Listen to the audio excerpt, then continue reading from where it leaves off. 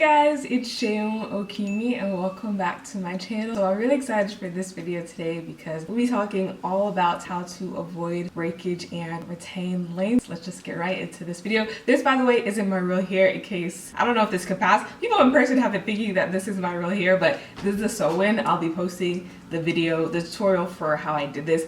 Absolutely zero leave outs at all, complete full sew-in. And yeah, I'm really excited for that tutorial, but that will be the next tutorial that I post. But yeah, into this video.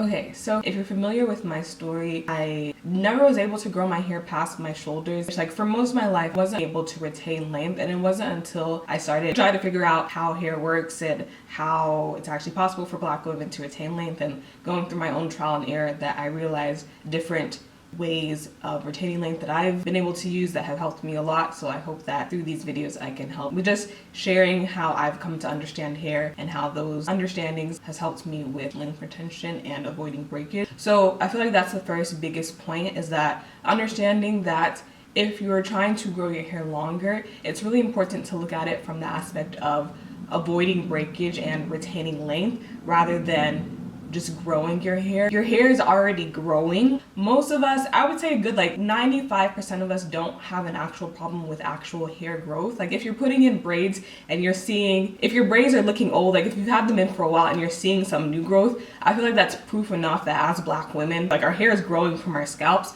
The problem for the majority of us is that our hair is just breaking a lot. It is breaking faster than it is growing for some of us, and that's why we're not able, or that's why it can be harder for us to retain length. So understanding that was like super huge for me with understanding how to approach my hair better. There's a lot that we are currently doing that we're not realizing that we are doing, that we are actually the people who are, like for me, I was the person that was causing my hair to break by just not necessarily knowing how to approach my hair in different ways that could allow my hair to break less. So that's what I'll be talking about in this video. So understanding first off that the thing that we can improve is how much our hair breaks. If we can figure out how to allow our hair to break less, then we will be able to retain more length. So on average, hair for people grows like around ½ an inch a month. Mine goes slightly slower than that, but if you're able to, no matter how fast your hair is growing, as long as you're able to retain the length that it's growing, it will become longer over time. There's not that much that we can do to actually change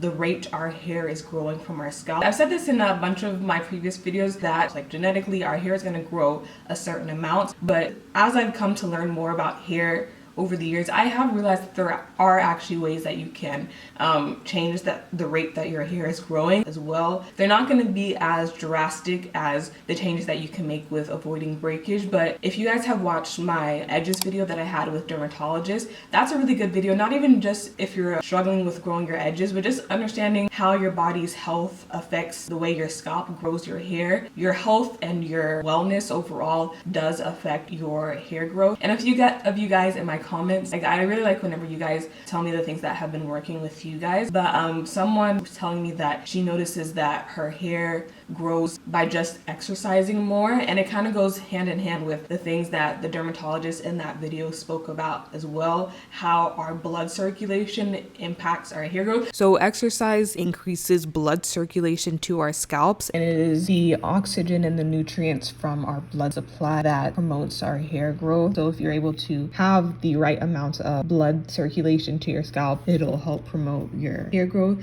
It kind of goes hand in hand with, I don't know, a long time ago, like almost 10 years ago, I know the inversion method was kind of popular, but it's all based on the same idea of increasing blood flow to your scalp. The inversion method had to do with like you literally like inverting your head and allowing more blood to flow to your scalp. There's also yoga exercises, and if you look up with like Indian people as well, there are yoga poses that they do to help promote their hair growth, and it's all based on that same concept of increasing blood circulation to the scalp. Scalp massages is something that also increases blood circulation to the scalp. Also in that video with the dermatologist, they talked about PRP, a medical treatment that is also based on removing blood from different areas of your body and replacing so that more platelets from other areas of your body can be transported essentially to your scalp. All that to say that your blood circulation and having proper nutrients from your diet and your health in general in the first place, all of those play a role in how your body is functioning as a whole. So there is all of that to say that there is stuff that we can do internally. It may not make the biggest difference, but especially if you are currently living a very unhealthy life, like if you're very, very stressed, if you don't exercise, you're very sedentary, you eat really, really badly, those things, they affect the health of your overall body. And also if you're just going through life changes, like if you're going through pregnancy, getting older, different things, there are different internal things that can affect our hair growth if we start to look at it from a health perspective. But for the majority of us, that's not necessarily our issue. The vast majority of us have a bigger problem with our hair is growing, but it's staying the same length at the same time. Our hair is always breaking. We're not being able to retain length. So that's what I will be focusing on in this video. And that's kind of by being able to focus on those things, that's how I've personally been able to see a dramatic difference and grow my hair long. So for me, the first thing was first understanding why my hair was breaking in the first place. If my hair is growing half an inch a month, but my hair is not getting longer half an inch a month, that then becomes fully in your control. Then you can decide, okay, what can I do better to help myself from breaking my hair and being able to actually retain that length that my hair is already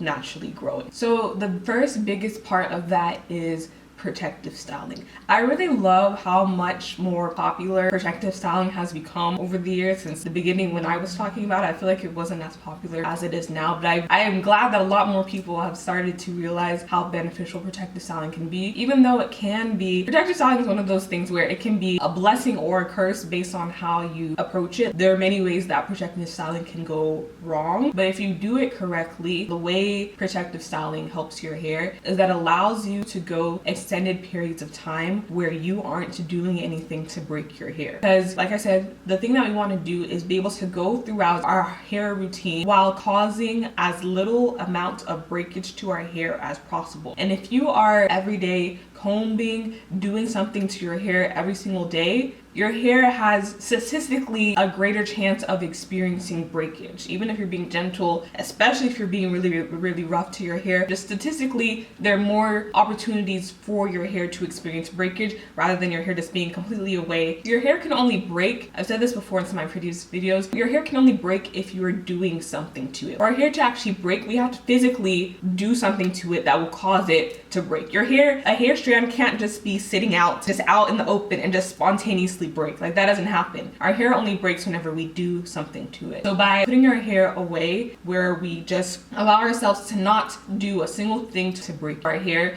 for extended periods of time, we are able to go that whole time without experiencing any breakage if the protective style is done correctly. So say you leave in a protective style for 2 months. Your hair is growing. Our hair is always growing no matter what we do, unless like we have different health issues or whatever. Your hair is growing, and that amount of hair that you've been able to grow in that 2 months, for the first time in a while, you're actually able to retain it because throughout those 2 months, for the first time in a long time, you experience no breakage. So that's why protective styling can be very, very beneficial in allowing us to not experience breakage by physically making it impossible for us to do something to our hair to cause it to break. And so if we can go extended periods of time where we are not doing anything to break our hair, then our hair can be growing, as it always is, but for the first time in a while, it is not breaking. And then we're able to actually see it retain length.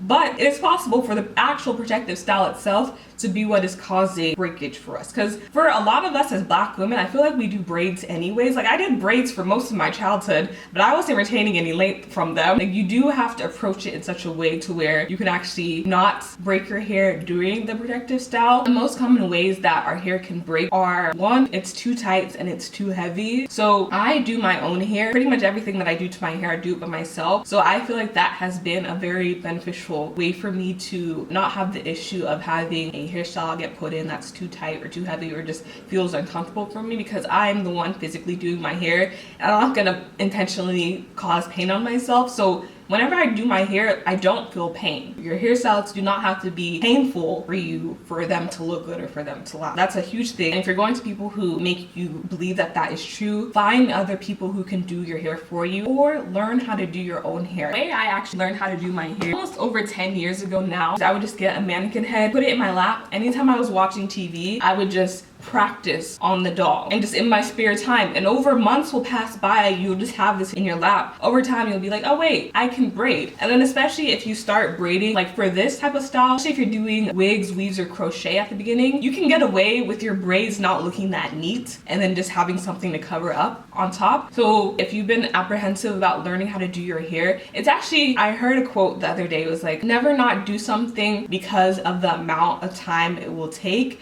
because the time will pass by anyways. So even if it takes you 3 years to become good at braiding your hair, 3 years is still gonna pass in 3 years. Like 3 years from now, you'll still be here. You might as well incorporate a little bit of time, put that in your lap and learn how to braid. It's not even gonna take you 3 years, but yeah. And I have a lot of tutorials on my channel, and I think I'm pretty good at explaining things in a simple way. So you wanna make sure that the style itself isn't causing breakage by being too tight or being too heavy for you. But I would say probably the biggest, maybe it ties for your hairstyles being too tight, but the biggest part of the reason why protective styles, like the net result from a protective style can be more breakage, is because of the way the style itself is actually put in and taken down. So in my past videos, I've really strongly emphasized how you should take down your protective style and the process, how the process of taking down your hairstyle can cause a significant amount of breakage to your hair. If you're being really rough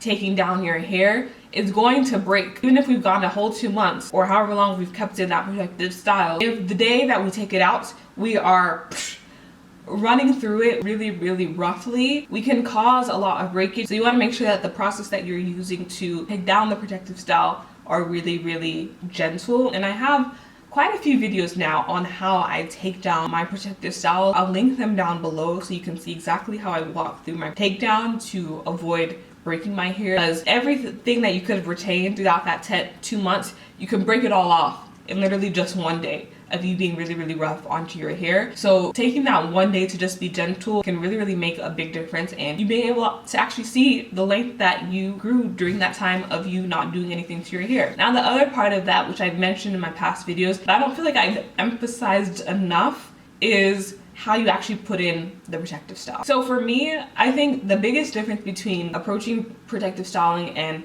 at least what I've noticed with how to get the most out of protective styling for relaxed hair versus natural hair is that with natural hair, there's more room for error when it comes to actually putting in the protective style. If your hair is really curly and kinky and you're trying to get it down into neat cornrows, there's a little bit, especially depending on who is doing your hair, there's a little bit more opportunities, I guess I would say, for breakage to occur. A lot of breakage can occur, especially in the hands of someone else that doesn't really care about your hair, because it's faster to just rip through hair. That's the reason why it's so convenient for us to break our hair, and why most of us experience breakage is because it's very convenient to just rip a comb through and cause breakage rather than just being gentle, taking a little bit more time to carefully run through a knot or a snag or whatever, rather than just ripping a comb through. So I feel like being more intentional about the people that you go to if you're not going to do your own hair, and just finding people who care. And then also whenever you're giving your hair to someone else, being intentional about how you're prepping your hair can also help them. It will help you experience less breakage if you're not going to them with your head already in a bunch of tangles. So I would say that. But if you're not going to someone else, then you are in full control. You can be gentle with the process of you doing your hair, which leads me into one of my favorite protective styles as of late, which has been twists. Twists of any form. And I've mentioned this in previous videos, but I really want to strongly highlight it in this video. I feel like twists are really what I can attribute the amount of growth that I've been able to retain in the past 2 years. I attribute 90% of it to doing twists. Right now my hair's in twists. My hair's in flat twists. Twists are so versatile. Like my hair's in twists right now. I'm wearing a whole sew, but it's in flat twists. So either, I'll put some pictures here, either twists that are just individual twists, or my favorite, which have been flat twists under anything, wigs, weaves, anything, flat twists. And I can flat twist my hair. I've shown in some videos me flat twisting my hair in the shower and then putting a wig on top. I can do that if I'm doing fairly large flat twists. I can flat twist my hair fairly quickly, but if I'm doing smaller flat twists, then I'll do it outside of the shower. But the reason why twists have been so beneficial for me is there's a lot less work that you have to do to put in. So because there's less work, there's a lot less room for breakage. It's something that I'm able to do a lot more easily without difficulty with like, okay, I have to fully detangle my hair with a brush or do different things to my hair to get it to be put into cornrows. With flat twists, I can just finger detangle my hair like normal and then more easily put it in twist fairly quickly without having to worry about the work of putting it in. So I'm able to significantly reduce the amount that I am manipulating my hair in order to actually get it into the style. And because I'm able to limit that wear and tear, limit that manipulation that I'm putting on my hair on the day that I'm actually putting in the style, I'm able to avoid as much as possible breaking my hair through the actual process of putting in the style. So the flat twist is the actual protective style, and then you can style your flat twist in any way you want. So you can throw a wig on top, you can do a sew-in, you can do whatever you want. But another way of doing twists is just doing regular individual twists. I feel like mini twists have become more popular. I personally have never done mini twists throughout the entirety of my head. It feels like kind of a lot of work if they're smaller, and if they're smaller, you can run into more issues if you leave them in for too long, especially if you have a hair type that is prone to locking. But I do just like chunkier twists, individual chunky twists, and I would wear scarves on top of it or bigger wigs. If you're wearing a bigger hair type of wig, I feel like you can get away with your hair not being that flat underneath. So twist is something that can easily, very easily be done without that much work. And if you can twist your hair normally, flat twisting is pretty intuitive. The next video that I'm going to post immediately after this one will be a tutorial on how to flat twist. It's actually very simple, and you can get the benefits of wearing your hair in twists, but with your hair being less bulky, I'm able to put anything on top of it and my hair is still flat. And my journey with flat twists, so I mentioned this in the last video that I posted, but I have been working on a hair care line, and that is part of the reason why I was wearing a lot of chunky twists, because I wanted easy access to certain parts of my hair. So if I wanted to test something out, I wanted to be able to easily access like a chunk of my hair. So I went months straight just wearing my hair in chunky twists like this, and I just put a wig on top if I was going out or something, or I put a scarf on top. But I wouldn't necessarily just naturally do that if not for the fact that I wanted to be able to test out. Oh yeah, by the way, I'll be launching a hair care line later this year, and I will talk more about that in more depth in other videos, but that's part of the reason why I was wearing a lot of twists. From that, I realized I really like twists and transitioned into flat twists under different things. So that has really helped me, but it wasn't necessarily, I was like, okay, for the next 2 years, I'm never cornrowing my hair or doing anything like that. It just happened to be like my life that I didn't necessarily do that many other styles. Like for this past, I've been preoccupied with other things, like I said, but you can still do those other styles, but just make sure that the process, you are trying to be as gentle as possible, to be a little bit more intentional whenever you're going through the process of putting in those styles, to make sure that the process of putting in the style isn't causing breakage onto your hair. And I mentioned before that those are all the pros of doing twists and flat twists. They're really fast, they're easier. If you don't know how to cornrow, flat twisting I think is easier. Low manipulation. I would say the cons, the cons are, unless you're doing like mini twists or a style that can wear out, but mini twists has its own cons with being slightly more prone to matting and locking and slightly more manipulation to put in with them being smaller and parting your hair and all of that. I would say the cons with my larger twists is that they look messy. So if you're someone that likes to, I don't know, still look good without a wig on, this is someone, so I never have to take this off, and like you never really see my hair underneath. I feel like they just get messier than cornrows, which can also be an issue. Someone has also, because I've mentioned that I've been doing flat twists. Some people have mentioned in my comments that whenever they do twists, their hair, like even if they were to do twists versus braids for the same amount of time and the same size of twists versus braids, they notice that their hair is more prone to matting in twists if they leave them in for the same amount of time. But with cornrows or with regular 3-strand braids, they don't experience that. I've never experienced, most of the time it's just like 1-2 months that I'm leaving them in, but so that can be an issue. If your hair is more prone to matting, it could mat more easier than it would with cornrows. Like I said, everyone's hair is different. I've never experienced that, but these are just things to look into. So cornrows still may at the end of the day be better for you specifically, which is also part of the reason why with protective styling, it's never a one size fits all. I think it's beneficial to like learn and understand your hair and try different things and see what works for you specifically. But for me, for the past like 2 years, flat twisting and just doing twists of different variations has been very, very beneficial in allowing me to limit how much breakage I'm inflicting on my hair. And while my hair is in those twists, you can wash your hair while it's in those twists without unraveling those twists if you want. You can do anything that you want to do your hair and just leave it in those twists. If some parts get unraveled, you can unravel them and retwist them back. You can just approach it however makes sense for you, but just keeping your hair in those twists as much as possible and trying to do as little to your hair as possible and putting it in twists is a very easy way to do that. In terms of the ratio of how much I wear my hair out, I feel like it varies. There can be months where I'm going months and months and months only like wearing my hair in twists, and then I'll wear my hair out for like 2 months. Or sometimes I'll only wear my hair out for like a week. So that's why it's kind of hard for me to say exactly like, okay, I did this, then I did this, then I did this for this amount of time. But I feel like the general gist of it was I did a lot of twisting. I've done other hairstyles, but like I would say 80% of the protective style twists, in case you were interested in like what I've been doing specifically. So with protective styling, I think I've covered most of the bases. You want to make sure that the actual style you're choosing is suitable for you, that it isn't too heavy, too tight, and then the process of you putting it in as well as taking it down isn't causing breakage for you. So that's how protective styling can be very, very beneficial in helping us to retain length. That's been the most beneficial thing that I've ever discovered in helping me with retaining length. You can get so much out of protective styles. It's just actually very, very cool to see for a lot of us who grew up thinking that our hair couldn't grow. But once you've understood that, then you also want to be careful in taking care of your hair just generally outside of protective styling. So when you're washing your hair, when you're styling your hair, when you're wearing it out in different ways, it's so important to also be mindful to be gentle with your hair. You don't only want to think about, okay, it's only during protective styling that I can grow my hair. You can also grow your hair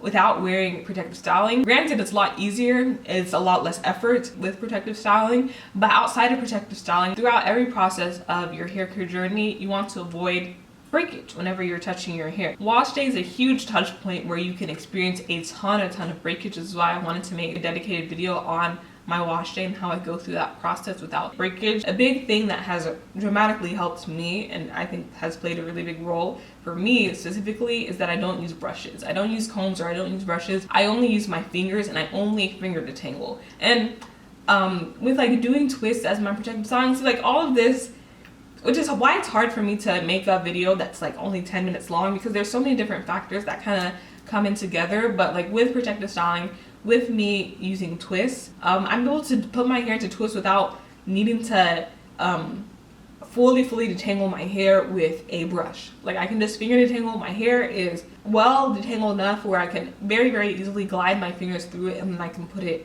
into twists. So I very rarely, like only a few times a year, will pick up a brush and put it into my hair. So, and I feel like that has played a huge role in me being able to retain length, because I'm able to be extremely gentle with my hair. When I'm in the shower, I am just babying my hair. I'm acting like this is my hair, but it's not. This is just for demonstration purposes. But yes, I only finger detangle. I take my time in the shower. I relax. I listen to music. I baby my hair. It is self-care for me. I'm taking care of myself. I'm being gentle with every aspect of my body and with myself, showing love in different ways. And I'm using products that assist me in making that journey easier and help me prevent breakage, so I'm not struggling in the shower, and it's able to break a lot less because of that. And then throughout the week, whenever I'm wearing my hair, I'm very careful with it. And it's kind of easier, like with relaxed hair, with hair that is straight, you kind of have to comb it every day. But with natural hair, you're able to do quite very low manipulation, even with wearing your hair out. Like you can do very low manipulation with just wearing your natural hair out if you're wearing it in different curly states. But I would highly recommend this wash day video if you haven't seen it already. Sometimes when I explain things, it can be easier to actually see it demonstrated, what I mean by I'm gentle in the shower, what I mean by I don't use a brush, I only finger detangle, what I mean by I don't do that much to my hair throughout the week whenever I'm wearing it out. It can be easier to actually see that in real life, in real time through that video. But throughout every aspect, I approach my hair with thinking, okay, how can I be as gentle to my hair, trying to do less less to your hair when you can, and whenever you are doing stuff to it, being super gentle with it. That's how I've been able to retain length and grow my hair really long. Because, for example, if our hair grows half an inch a month, for me, my hair grows like an inch every 3 months. So in a year, that's like 4 to 5 inches.